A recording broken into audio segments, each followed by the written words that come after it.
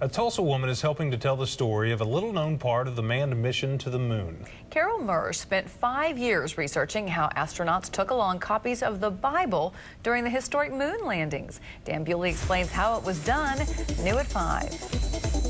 This is Apollo 14 astronaut Edgar Mitchell. This was taken in 2006. Carol Mersch likes to say she's been to the moon and back.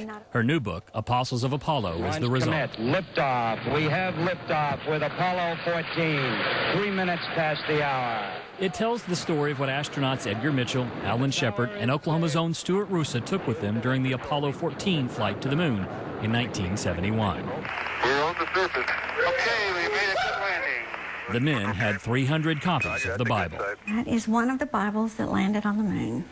February 5th, 1971. Barely bigger than a postage stamp, it had to be small and light due to weight restrictions. All 1,245 pages of the King James Version of the Bible were printed on microfilm. What'd you think when you saw that? It takes your breath away. 100 copies of the microfilm were on board the Lunar module when it touched down. Another 200 copies stayed aboard the command module that orbited the moon.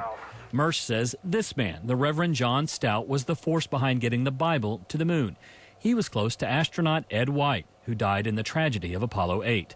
White wanted the Bible to make the journey with him to the moon, and after his death, Stout worked feverishly to make it happen. Orbited the moon. Mersch says it was important for the men to have such a cherished piece of their faith with them on such an historic journey.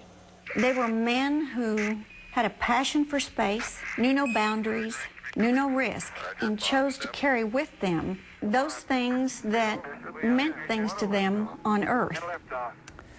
Now you can purchase Apostles of Apollo at all the major book-selling websites and locally here at Steve's Sundries. You can also learn more about the project at Mersch's website. Just click on newson6.com for a link. Dan Bewley, News on 6.